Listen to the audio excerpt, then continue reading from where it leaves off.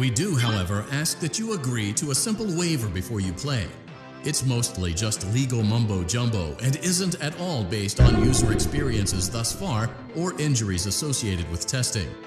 Just you acknowledge that Fazbear Entertainment is not responsible for accidental digital consciousness transference, real-world manifestations of digital characters.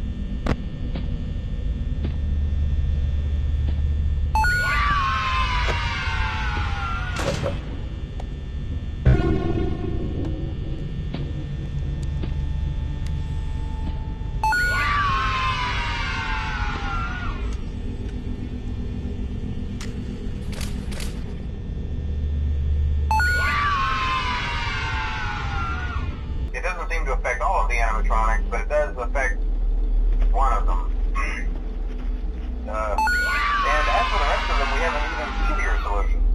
You see, there may be a minor glitch in the system, something about the robot saying he was an endoskeleton without his costume on, and wanting to stuff him in the suit. So hey, we've given you an empty Dreadbear head. Problem solved.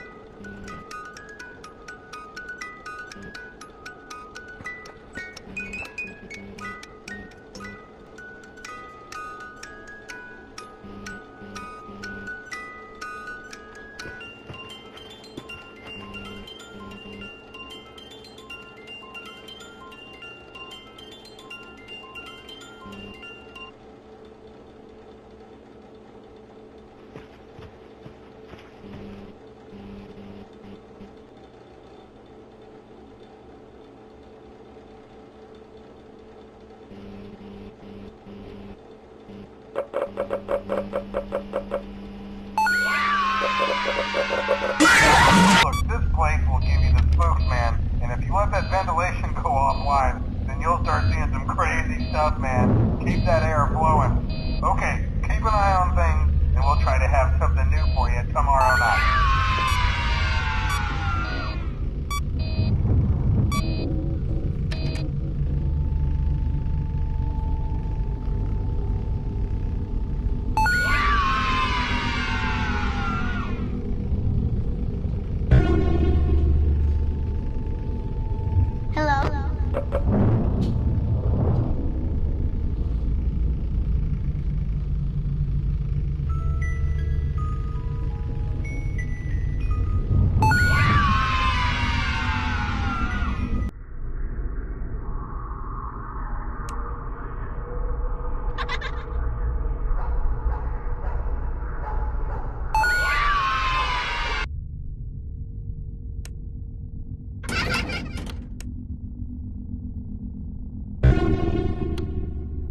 Is motion activated.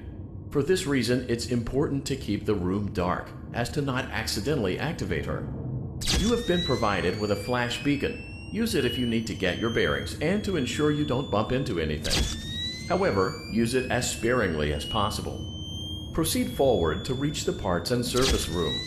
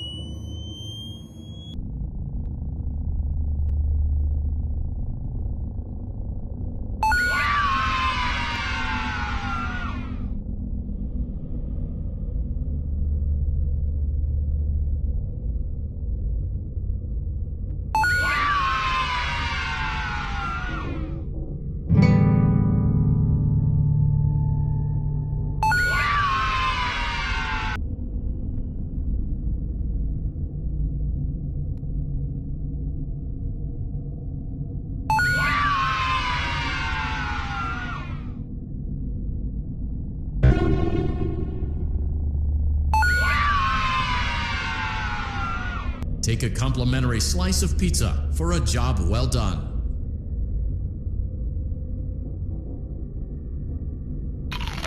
Go on, take it.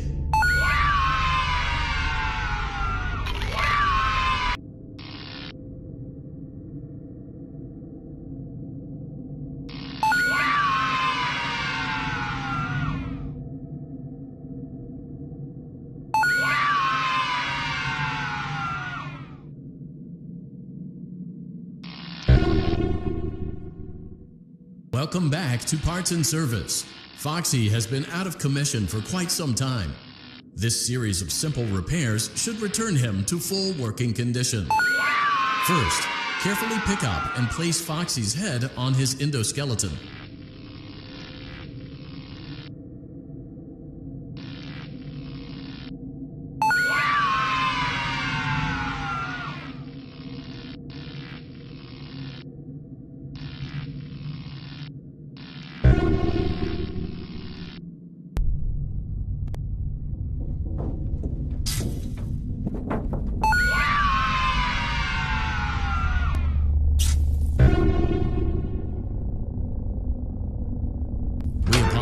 For the claustrophobic accommodations of the secondary service elevator, but the comfort of the main elevator is well above your pay grade.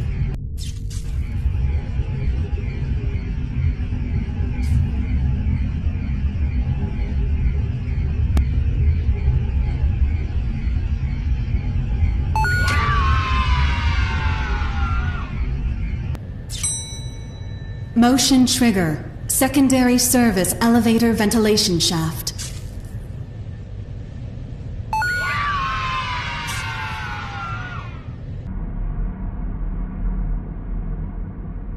I heard your call.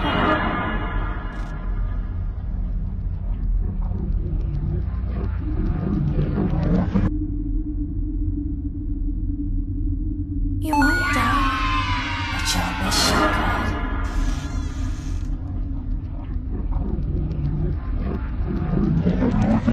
Let's see how many pieces I can cut you into.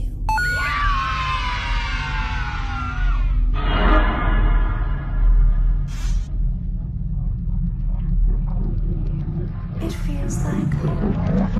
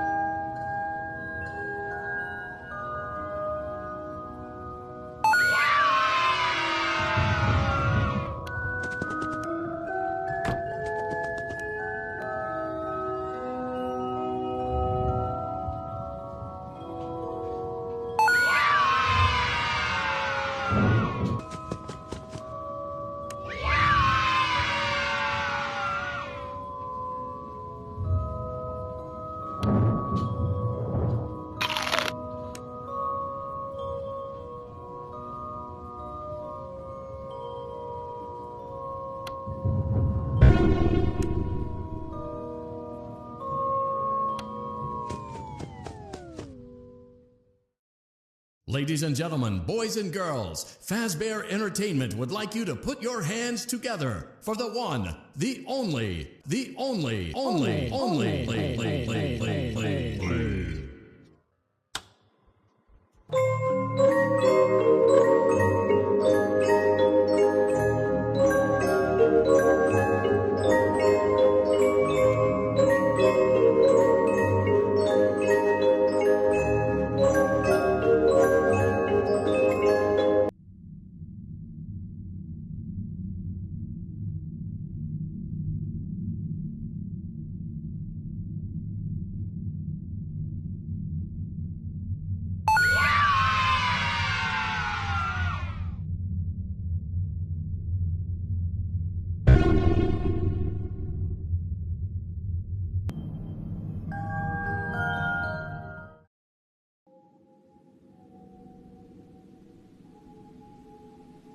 Hello?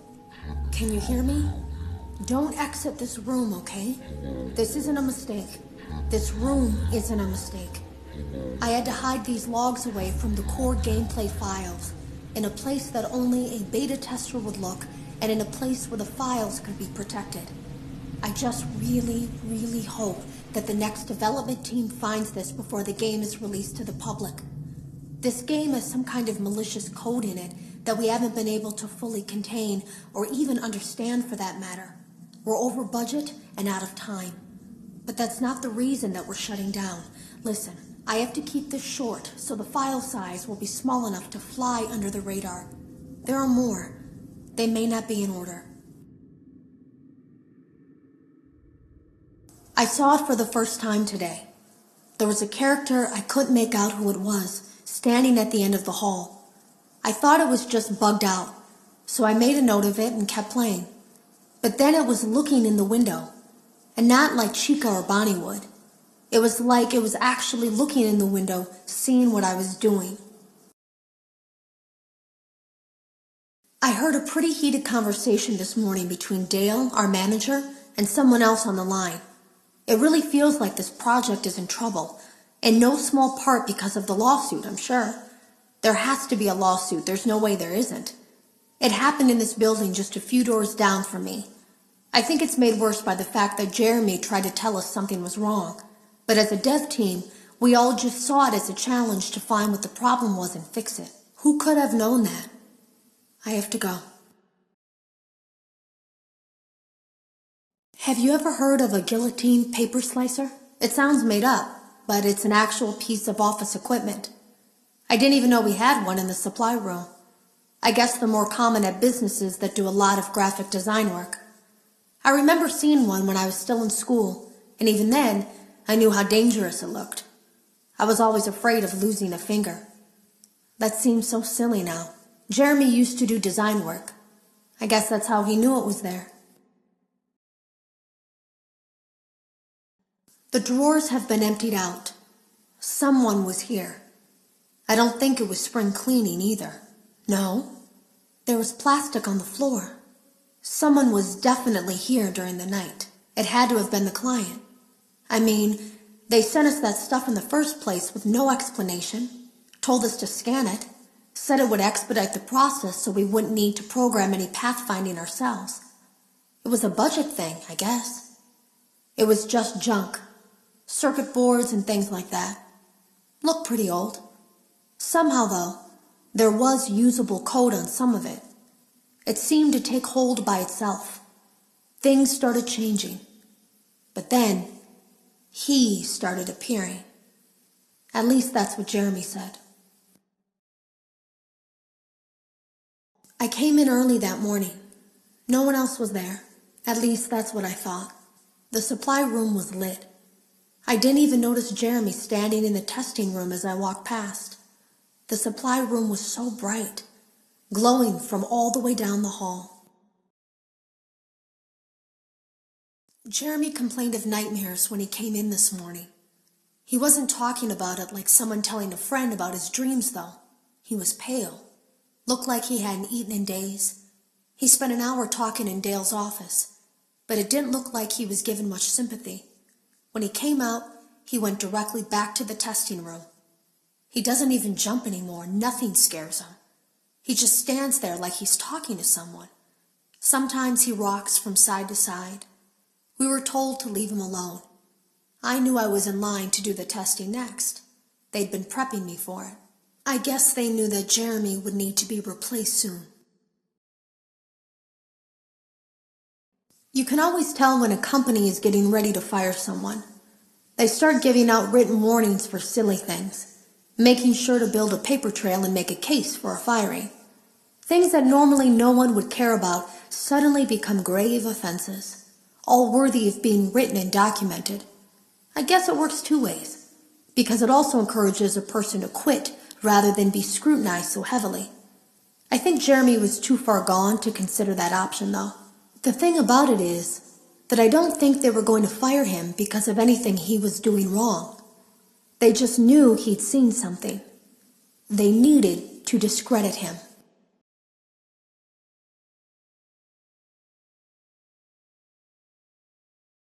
There was something that looked like a Halloween mask laying on the floor. I didn't understand.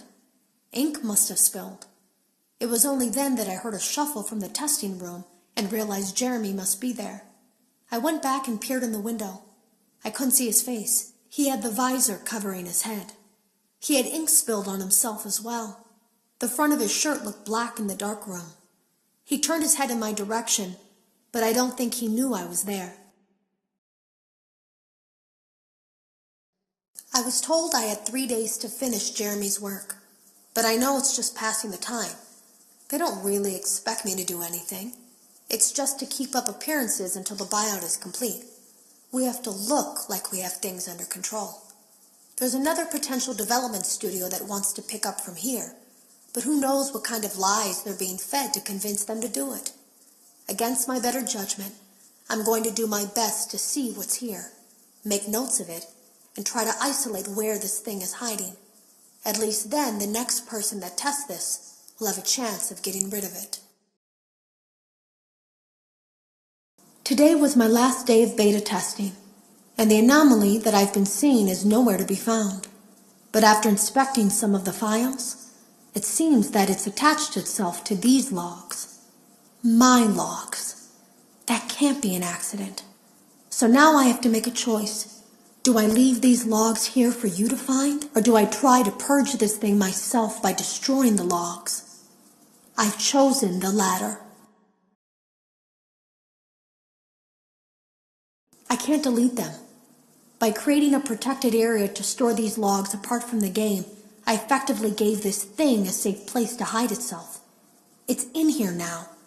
I may not be able to delete it, but I might be able to do something else now that it's attached itself. I have an idea. They lied to us. They lied to all of us. They told us that the whole point of this VR game was to undo the bad PR done by a rogue indie game developer who supposedly made up a bunch of crazy stories that tarnished the brand. But that's not true at all. In their haste to develop this VR game and clear their name, they sent us some things I don't think they intended us to see, such as a hard drive containing emails between Fazbear Entertainment and a certain indie developer. Fazbear Entertainment hired the game developer. Those indie games were designed to conceal and make light of what happened. This isn't just an attempt to rebrand. It's an elaborate cover-up, a campaign to discredit everything. I ran a fragmentation program on the area of memory that was storing these logs for you. I effectively broke the files into pieces and broke the anomaly along with it. That means that you won't have my warnings to guide you, but hopefully it also means that this anomaly, this virus, or whatever it is, will remain broken and unable to do more damage. Hello. You don't know me. I had created a series of logs for you documenting the troubled development of this VR game that you're now testing, in hopes that you, whoever you are, and whatever team you're with, will abandon development. Now I fear that those logs are being used as a Trojan horse. If you're unable to abandon development, hide all traces of these logs that I've created. I fear that finding them and reassembling them will also reassemble the very thing I've tried so desperately to destroy. There is a way to kill it. It wants to escape through someone plugged into this game. That's you now. You have to let it begin the process of leaving through you. Then use the disconnect switch that I've embedded by the main stage. Let it approach you. Let it begin to merge with you. Play the music and flip the switch. That will cause a hard restart of the game and flush the memory, effectively killing it. I hope. I don't know when it will come for you.